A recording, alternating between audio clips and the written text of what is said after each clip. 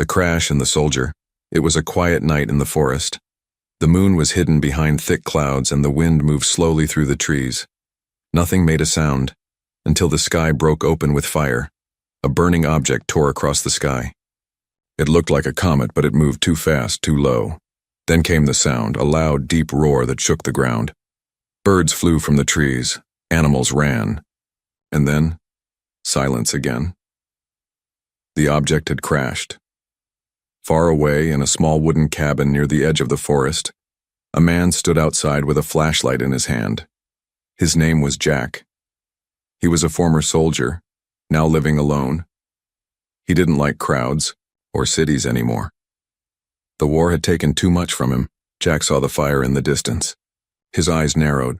Not a meteor, he said quietly. That was something else. He grabbed his backpack, a first aid kit, and an old rifle. Then he started walking toward the crash. It took him 20 minutes to reach the site. Smoke rose into the air. Trees were burned. Dirt was thrown everywhere. In the center was a strange ship, half buried in the ground. It was not human. The metal was dark blue and smooth, glowing faintly in the night. Jack moved closer, careful with every step. Suddenly something moved. He turned quickly and raised his flashlight. Behind the wreck, something was crawling. Jack stepped forward, and then froze. It was a woman. At least it looked like one. She had silver skin that shimmered in the light, long dark hair, and glowing yellow eyes. Her armor was broken, and her side was bleeding green, but even hurt she looked powerful. Royal, she hissed and pointed a small weapon at Jack. No human shall claim me, she said in a cold, sharp voice. Jack raised both hands. Easy. I'm not here to claim you, she stared at him, breathing hard. Her arm shook. She was weak, but her eyes were full of fire. You'll die if you stay here, he said. You're hurt. Others will come, maybe not friendly. She didn't answer. Jack took a slow step forward. I can help you, or I can walk away. Your choice. The alien Empress looked at him, confused. No human had spoken to her like this before. Most would try to capture or kill her. She lowered the weapon slightly, but her body was tense. Suddenly, a strange sound echoed through the forest, a deep clicking noise, like metal legs on stone. Jack turned his head. That's not good. The Empress tried to stand, but fell. Jack ran forward and caught her before she hit the ground. She tried to push him away, but she didn't have the strength. Save it, Jack said. We can argue later. He lifted her onto his back. She was heavier than she looked. Behind them, the clicking grew louder. Red lights appeared in the trees. Jack started running. He knew the forest well. He took narrow paths, crossed a small stream, and moved quickly toward his cabin. The Empress didn't speak, but her eyes stayed open. She watched everything. They reached the cabin just before the red lights got close. Jack closed the heavy wooden door and shut the windows. He placed her on the bed and began cleaning her wound. Don't touch me, she growled. Too late, he said. You're bleeding and I hate blood on my floor. She blinked at him, confused again. You're not afraid of me? Jack shrugged. You don't scare me. I've seen worse. He worked fast, using clean cloth and some alien gel he found in her belt. When he finished, she was asleep. Jack sat in a chair nearby, holding his rifle. Outside, the red lights moved past the cabin without stopping. Whoever they were, they didn't find her. Not yet. Jack looked at the strange woman lying in his bed. She was an alien, maybe a queen, maybe a killer. But for now, she was in his care, and something told him this was just the beginning. The hidden threat. The rain started just before sunrise. Soft at first, then heavier. It washed away the blood near the crash site. It cooled the burned trees. But it could not erase the signs that something had come from the stars. Deep in the forest inside the old wooden cabin, the alien Empress slept. Her body was still weak, but healing. The strange blue light in her veins pulsed slowly beneath her silver skin. Jack sat at the window, eyes sharp, rifle ready. He had not slept all night. He couldn't. He had seen war before, on Earth, in deserts, cities, jungles. But nothing had prepared him for this. A living alien, a warrior, a queen, and she had said something that stayed in his mind. No human shall claim me. Why would she say that? Had someone tried to? Jack turned to look at her. She was still breathing steady, calm, but her hand was wrapped tightly around the handle of her weapon even in sleep. She didn't trust him, he didn't blame her. Suddenly the lights in the cabin flickered, once, twice, then went dark. Jack stood up, heart beating faster. The power was off, not normal. He stepped outside. The air felt heavier than before, thicker. His eyes scanned the trees. Something moved. Fast. Silent. Not an animal. He went back inside and locked the door. As he turned around, he found the alien Empress awake, sitting up, eyes glowing brighter than before. "They're here," she whispered. "Who?" Jack asked. She stood, a little shaky but strong enough to hold her weapon. "Not human, not mine, something worse." Before he could speak again, the cabin shook just slightly, but enough to feel it in his bones. Then came a sound, low and mechanical, like something breathing through metal lungs. Jack grabbed a second rifle and tossed it to her. "Can you fight?" She looked at him, surprised. "I was born to." Outside, the shadows moved again, now closer. No footsteps, just presence. Jack peeked through a crack in the wall. He froze. There were machines in the trees, tall, thin, with long, spider-like legs. No face, no lights. Just a shape. Black as space, wet like oil, silent. Watching. "They're scouts," she said behind him. "They are not here to kill me. Not yet. They are here to mark me." "Mark you?" "For collection," she said. "Like prey." Jack's fingers tightened around his rifle. "And what about me?" he asked. "You are nothing to them," Jack smirked. "That's the story of my life." She stepped forward and touched the window with her fingers. A soft blue line glowed where she touched it. They smell energy, movement, thought.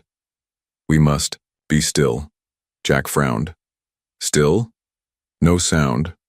No light. No heartbeat too loud." She sat down, closed her eyes, and slowed her breathing. Jack followed her lead. They sat in silence, waiting. Minutes passed, then an hour. Outside, the machines moved again, but not toward the cabin. They searched the area, then started pulling debris from the crashed ship. One of them placed a sharp spear-like tool into the soil. It began to glow. "They're planting a signal," she said. "A beacon." "What for?" She didn't answer. At first, then, for the hunters, Jack understood. "More are coming," she nodded. "My kind, and maybe yours too." The air grew colder. Suddenly the beacon pulsed and a wave of sound hit the cabin, invisible but sharp. Jack felt it in his head like a needle stabbing his thoughts. The Empress cried out, grabbing her skull. "They're scanning us!" She shouted. Jack ran to the generator and kicked it back on. The lights buzzed. The cabin lit up. "Too late," she hissed. "They know." The machines outside turned toward them suddenly all at once. Red lines appeared across their bodies. Target locked. "Run," she said. "Where?" She pointed at the floor. "Below." Jack pulled back a rug, revealing an old wooden door, a storm cellar. He opened it, helped her down, then jumped in after.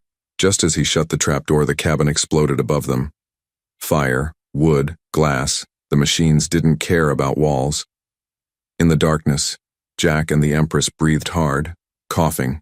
She looked at him, eyes full of rage, not at him but at whoever had done this. "This is not just about me anymore," she said. "They know you helped me. You are marked now." Jack leaned his head against the wall, trying to think. So what now? She pulled a device from her armor, damaged but still glowing. "Now we find out who really sent them." And then she looked at him. Then we kill them all. Enemies within the fire above still burned. Smoke leaked through cracks in the old cellar door. Jack and the alien Empress sat in the dark, backs against the cold stone wall. Neither spoke for a while. Jack wiped blood from his forehead. The blast had cut him, but not deep.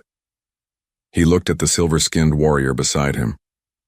Her face was calm again, but her fingers gripped her weapon tight. Too tight? They were after you, Jack said quietly. She shook her head. Not only me anymore. Jack didn't like the sound of that. They waited a little longer, until the noise above stopped. Then they climbed out carefully. What used to be a cabin was now ash, black wood, cracked metal. The machines were gone, but not far. Jack could feel it. Like a storm still watching from behind the clouds, the Empress stood in the ruins and closed her eyes. Jack watched her. Suddenly, a soft hum came from her chest plate. She pulled out a small crystal-like device. It flickered with light, showing a map. "They are calling for backup," she said. "We have little time." "So we run?" "No, we hunt first." She turned and walked toward the woods. Jack followed. They moved for hours, deeper into the forest, then into the hills. Finally, they reached an old bunker. Hidden, cold, human-made. "Jack, you froze at the entrance. How do you know about this place?" he asked. The Empress didn't answer. She touched the wall with her hand. The door opened. Inside was darkness and a camera. It blinked. Jack raised his rifle, but the Empress pulled it down. "We are not alone," she whispered. Voices echoed from the shadows. Footsteps. Then came a man, dressed in black, holding a pulse rifle, his face calm and clean. "Jack," the man said, smiling. "Long time." Jack's stomach dropped. "Mason?" Mason nodded. "Glad you're still alive, and looks like you found something interesting." Soldiers stepped out of the darkness, all in black, well armed, no flags, no names.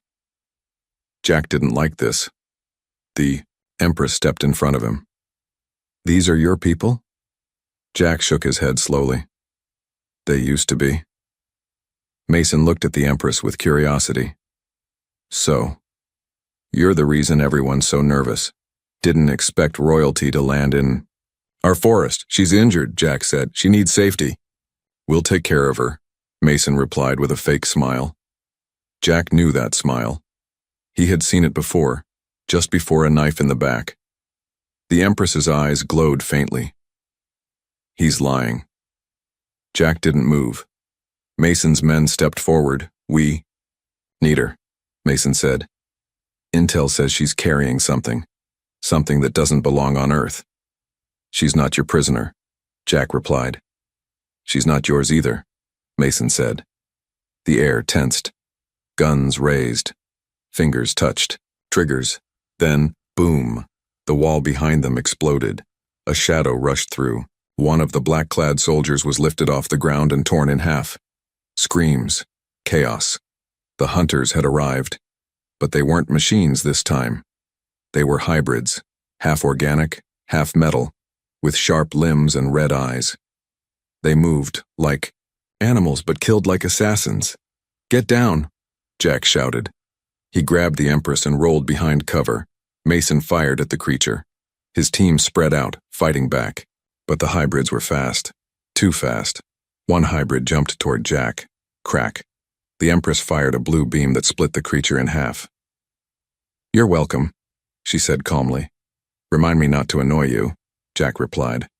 They ran down a tunnel, deeper into the bunker. Behind them, screams echoed, then silence. Jack stopped. "What the hell were those?" "Test units," she said. "Not fully born, but deadly enough." "Who made them?" She looked at him with cold eyes. "Your people. And mine." Jack's breath caught. "You mean—" "Yes," she said. "A secret project. A joint operation.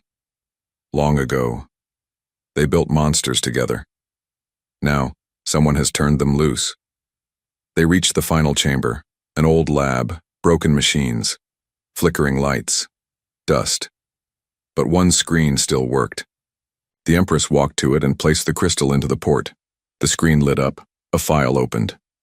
A name appeared. Project Eclipse. "This is it," she whispered. "The beginning of the war, a secret war. Your world never knew." Jack stared. At the data, they planned it. "Years ago," she said, "they took my people's tech, mixed it with your weapons, created something new. Why? Control, power, fear." Suddenly, Mason stepped in, bleeding, limping, but alive. "Told you," he said, gun pointed at them. "She's not your friend." He fired. The Empress moved too fast. The shot missed.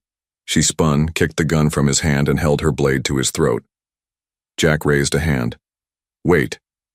"Why?" she growled. "Because he knows something." Mason coughed.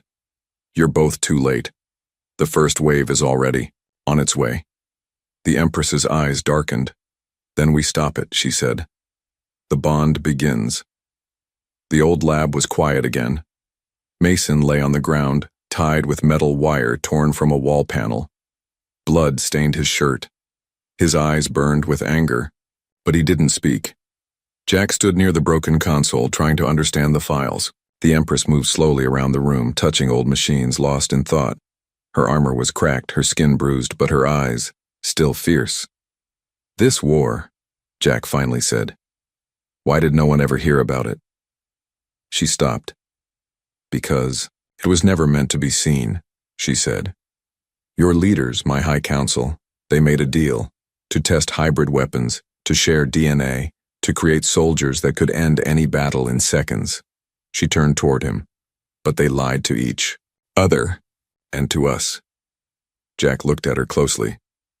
"Were you part of that project?" "I was supposed to stop it," she said. "But they tricked me, sent me here under false orders. My ship was sabotaged. I was never meant to return." A silence fell between them. The Empress lowered herself to the floor, sitting with her back against a cold metal wall.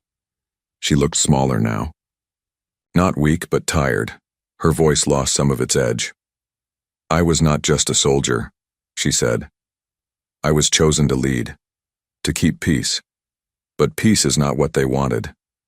Jack sat across from her. "I used to believe in something too," he said. "Fought for my country, followed orders, saw friends die. In the end, it was just oil and borders." She looked at him, curious. "Then why did you keep fighting?" He thought for a moment, then smiled sadly. "Because I thought maybe I could protect just one life, one person, make it worth something." She tilted her head. "Even someone like me?" "Especially someone like you," Jack said. "You didn't ask to be hunted." For the first time, her eyes softened. A long pause. Then she asked, "Do you fear me?" Jack shook his head. "Not anymore." Her lips curved slightly, not quite a smile, but close. Suddenly, the lights in the lab flickered. A warning flashed on the console. "Motion detected. External breach." Jack jumped up. "They found us." The Empress stood too. "We fight or run?" Jack grabbed a plasma grenade from Mason's belt. "How about both?" They exited through a rear tunnel just as the hybrids burst into the lab. Jack pressed a button. Boom! Fire and metal ripped through the bunker. Rocks collapsed. The tunnel behind them caved in. But not before something else happened. One of the hybrids had touched the console before the explosion. A signal had been sent. Hours later, Jack and the Empress rested in a cave near the mountain ridge. It was dark, cold, and empty. Jack built a small fire. He handed her a thermal blanket from his pack. She looked at it confused. "Not poisoned," he said. "Just warm."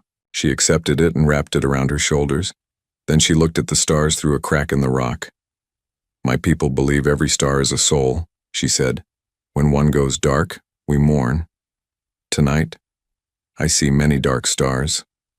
Jack followed, her gaze. "Mine just disappear without reason," he said. The Empress finally turned toward him again. You were ready to die back there. For me. Why? Because, Jack said, you're not the monster they say you are. And because you still have a chance to fix things. She looked down at her hands. Her fingers trembled slightly. I don't know if I can, she said. Too much has broken. Jack reached over and placed something in her hand. A small earth coin, worn, faded. That's the last thing my brother gave me before he died in the war, he said. He said it was lucky. She looked at the coin. Your brother? He was a medic, Jack said. Saved lives, even enemy soldiers. Was he a fool? She asked gently. Jack smiled. Maybe. But he believed everyone deserved one last chance. She closed her hand around the coin. A long silence passed. The fire crackled. Outside, the wind howled like a warning. Then she said something Jack never expected. I owe you a debt, Jack. Not just for saving me, but for reminding me who I was, before the throne. He looked at her carefully. Who were you? Someone who still believed in peace, she said. He nodded. Then let's bring that person back. She looked him in the eyes, and this time, her expression changed. Something opened. Not trust. Not yet. But something close. A bond. But far away, in space above Earth, something massive moved. A ship, miles wide, shaped like a black moon. Silent. Deadly.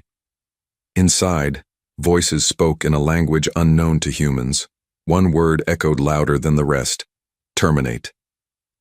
Revelation and betrayal. The mountain winds howled outside the cave like ghosts from another world. Jack and the alien Empress stood at the edge of the cliff, looking down at the valley below. The sun was rising, but the light felt cold. A strange quietness hung in the air. Too quiet. The Empress raised her hand. Her fingers glowed faintly. A symbol appeared in the air, spinning, pulsing. This, she said, is the last signal from my ship's memory core. Jack stepped closer, watching the glowing pattern twist like a message in code. It's a memory? He asked. A hidden one, she said, encrypted. Only I could unlock it. The image shifted, revealing a dark room, a council chamber, alien figures in gold robes, human generals in black uniforms. Jack froze. Wait, those are Earth officials. Yes, she said, and my high command. They were shaking hands, smiling. Then a voice played through the air. Sharp, confident, familiar. We agree. Launch. Project Eclipse. Remove all obstacles, including her. The Empress's face went pale. It was her own commander's voice. And beside him, a human general nodded in silence. Jack's fists clenched. They planned your fall. She didn't speak. Her body trembled. They lied to me, she said softly. Used me. Sent me to die. Jack stared at the vision. My people were part of this. Your people, she whispered, started it. The vision ended. Silence returned. But nothing felt the same. Jack turned to her. What do we do with this truth? She didn't look at him. I know what I must do. Revenge? Jack asked. Justice, she replied. But the line is thin. They packed their gear and headed down the mountain trail toward an old satellite station, abandoned by Earth years ago, but still functional enough to send a long-range message. The plan was simple. Expose the truth to both worlds. But nothing ever stays simple. The satellite station sat on a cliff, its radar dish tilted like a broken crown. Jack climbed the fence, cut the lock, and opened the rusted door. Inside, everything smelled of dust and metal. The Empress connected her crystal to the control system. Blue light spread across the old screens. This will take time, she said. Jack nodded and stood watch at the window. After a moment, she spoke again. When I send this message, they will know where we are. We'll be gone before they arrive, Jack said. But he wasn't sure. 20 minutes passed. Suddenly, a beep. Transmission complete. Then, bang. The wall behind Jack exploded inward. Smoke. Gas flash grenades. Voices yelling. He tried to raise his weapon but was hit in the side and fell. The Empress screamed. Figures moved through the smoke. Not hybrids, but humans. Black suits, heavy boots, Earth's black ops. They had found them. 2 soldiers grabbed Jack. He fought back, elbowed one in the jaw, but was slammed against the wall. Through the haze, he saw the Empress fighting like a storm, spinning, kicking, slashing with her blade. But then, something pierced her neck. A dart. She stumbled. One man walked through the fog. Mason, alive, smiling. "Hello again," he said. "Miss me?" Jack growled. "You traitor." "Please," Mason smirked. "You think this was your mission? This was always mine." He turned to the Empress, who was barely standing. "You're valuable, your tech, your DNA, even your pain." "We can use all of it," Jack shouted. But a rifle hit knocked him down again. Then Mason stepped forward and whispered in the Empress's ear. He led us here. She looked at Jack, shocked. Jack froze. "What?" "We tracked your little satellite burst," Mason said, "and we let it go through. Now the world sees what we want them to see." The Empress's face turned to stone. "You used him?" Jack stood up. "I didn't know." But she didn't respond. Instead, she looked away. Jack felt something break. Inside, they injected her with something. She collapsed. Mason turned to Jack. "Don't worry. We'll take care of her. You can go back to hiding in your little woods." Jack looked down at the coin in his hand. His brother's coin. He clenched it tightly. Then he made a choice. That night, the world saw a broken version of the truth. The broadcast had been edited. The human general's voice removed. The betrayal, hidden. The message twisted. Earth's news showed a different story. Alien Empress launches attack.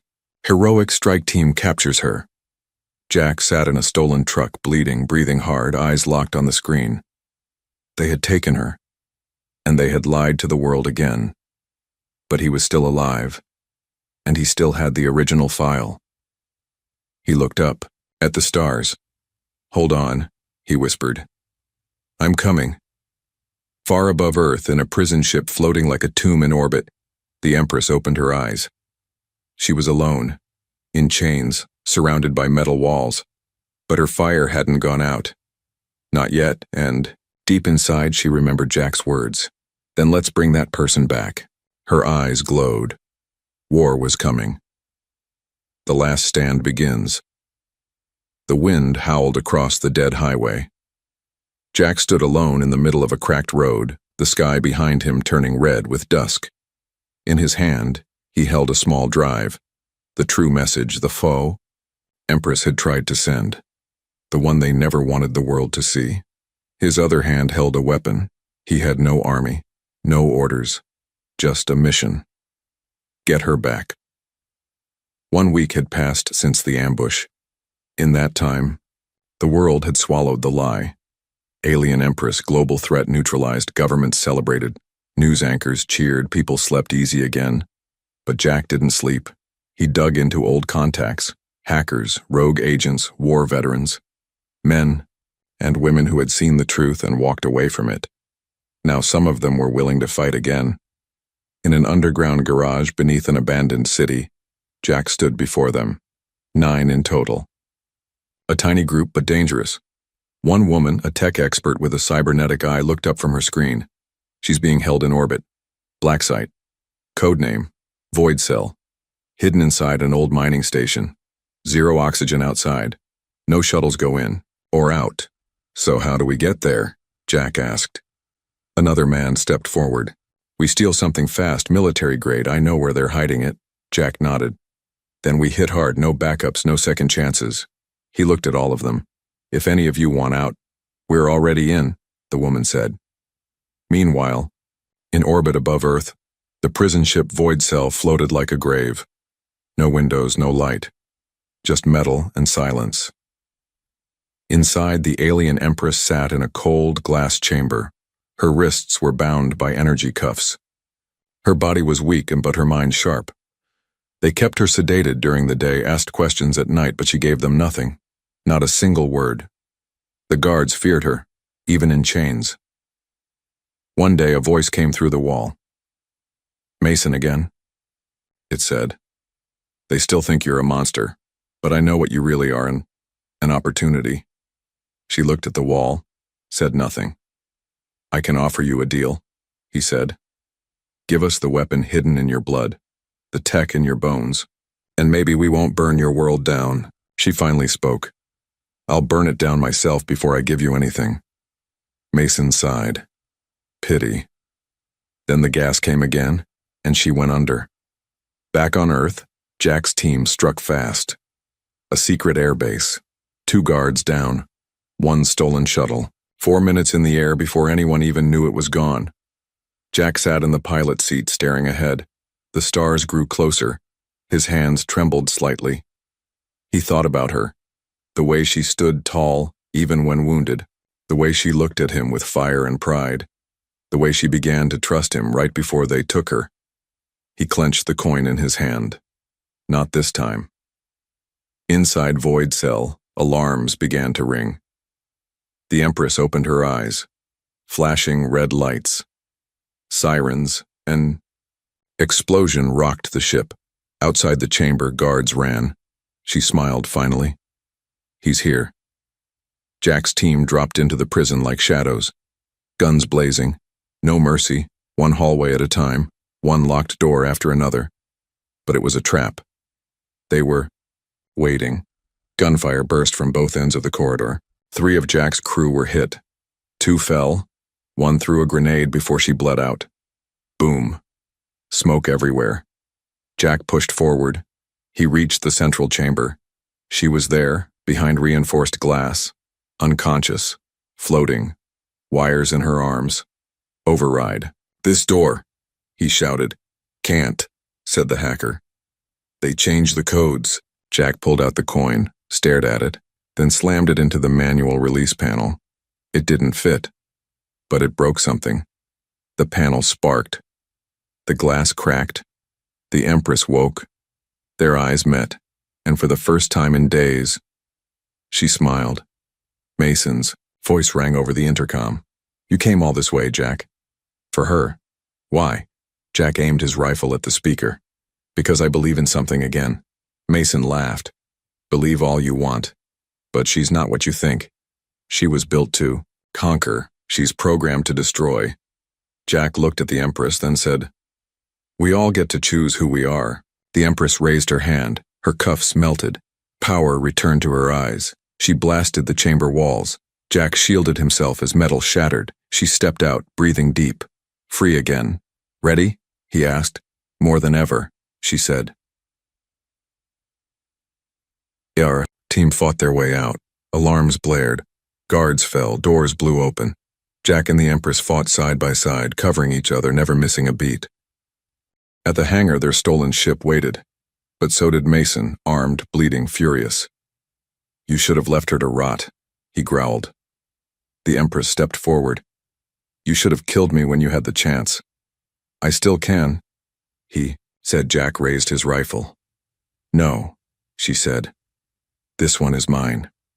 They fought. Brutal, fast, deadly. Mason was trained, smart, strong, but she was angry. She was something more. In under 30 seconds, he was on the floor, coughing blood. She stood over him. He smiled with red teeth.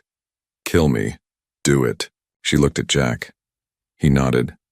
But she didn't kill Mason. She walked away. "Death is too small for your kind," she said. As they flew away, Earth spinning below them, Jack sat beside her in the cockpit. She held the coin he gave her. "You came back," she said. "Always," he replied. She looked out the window. "Now," she whispered, "it's time for the world to see the truth, and this time, no one would stop it." Defiant and a New Future, the grand finale. The truth revealed. The world changed forever. The stolen ship soared over the blue curve of Earth, silent above the noise of nations. Inside, Jack and the Empress stood side by side, looking down at a planet that now felt both familiar and foreign. They weren't running anymore. They were going to end it. The broadcast. The Empress stood in front of the console, her silver skin glowing with power. The ship's communications array was connected to every satellite Jack's team could hack, military, civilian, even deep space. Jack watched her. "You ready?" he asked. She nodded. They tried to silence the truth. Now they will choke on. As she pressed her hand to the console, the signal went live. Around the world, screens lit up, phones, TVs, command centers. People stopped in their tracks. The image appeared, the alien Empress, alive, standing tall, eyes burning with fury. Her voice echoed through every device. "I was betrayed by my people and yours. They called it peace. It was always war. They created monsters and told you to fear me. Now, fear them." She played the full footage, unedited. The secret meetings, the lab experiments, the death orders, the hybrid weapons, the twisted truth about Project Eclipse. People watched. And the lie unraveled. Across the globe, the world broke into two sides, those who saw her as a threat, and those who finally saw the truth. The global divide panic filled the airwaves. Protests broke out. Governments pointed fingers. Leaders denied everything. Some called for the Empress's head. Others called her a hero. But in the shadows, something worse was coming. The hybrids released from their hidden labs had started moving. Without masters, they had become something else. A swarm, and they were hungry. The final choice on board. The ship, Jack and the Empress, stood in the command bay, watching hybrid signals rise like red stars across the Earth's map. "They are no longer soldiers," she said. "They are a plague. Can we stop them?" Jack asked. "Yes," she said, "but not from here." She pointed at a location in orbit, an ancient alien satellite buried in Earth's shadow. It was once a control system for war, fleets. Her people had abandoned it, but its weapons still worked. "It can wipe out all hybrids," she said. "Every last one." Jack frowned. "What's the catch?" "It will destroy every living thing with hybrid DNA, anyone touched by the experiments." Jack realized what that meant. "Including you," he said quietly. She didn't answer. The betrayal revealed. Suddenly, alarms blared on the ship. Incoming vessel. Jack pulled up the feed. It was a human cruiser, military, coming fast, and it was broadcasting a false ID signal, pretending to be friendly. "They're trying to kill us before we fire the satellite," Jack said. The Empress took the controls. "Then we fire it first." But before she could act, a signal override struck the ship. A voice came through. "Mason. He wasn't dead." "I warned you, Jack," Mason growled. "She was built to die. So were you. But this time I'm taking the shot myself." The ship's systems crashed. Jack looked at her. "We need to go now." The final battle. They boarded a small attack pod, fast, barely armed. Their goal, reach the satellite, activate the weapon. In space, everything burns in silence. The cruiser chased them. Missiles lit the stars. The Empress used her power to push the pod faster, draining herself with every second. Jack fought to keep the controls steady. They reached the satellite, but the cruiser was close behind. On the surface of the old station, they ran across cracked metal halls. Dead systems. Broken walls. They reached the core. She placed her hand on the ancient console. It came alive. A voice spoke in her language. One Jack couldn't understand, but he saw her eyes change. "Tears?" She turned to him. "If I do this, there's no going back." Jack stepped forward, took her hand. "Then don't do it alone." She looked at him with a gaze that held galaxies. "You would die for this?" He nodded. "No," she said. "You must live." Suddenly, the wall exploded. Mason entered, armored, armed, furious. "You don't get to be heroes," he said. "You end here." Jack and the Empress fought him together, human grit and alien grace. Mason was strong, fast, enhanced, but not enough. The Empress broke his weapon. Jack drove a blade into his side, and finally, Mason fell. The last command, with blood on her face and fire in her eyes, the Empress stepped to the console one last time. She began the activation. A countdown started. She looked at Jack. "Go, now." He refused. "I won't leave you." She kissed his forehead. "But I will live in you." She pushed him into the escape pod, sealed the door. Tears ran down Jack's face as the pod launched. The sky burns clean. The satellite fired. Beam of white light swept across the Earth's orbit. Hybrids burned. Labs were destroyed. Signals went silent. And at the center of it all, the satellite exploded. A new future months later. Earth was still recovering. Some called her a savior. Some called her a myth, but the war was over. Jack stood at a quiet garden looking at the stars. In his hand, the coin, and beside it, a small crystal that glowed faintly with blue light. Her last message: "No human shall claim me." But one walked beside me. And in him I saw more than a world worth saving. I saw a friend, I saw a future. Jack looked up at the sky. A shooting star passed. He smiled. "Goodbye, Your Highness. And thank you."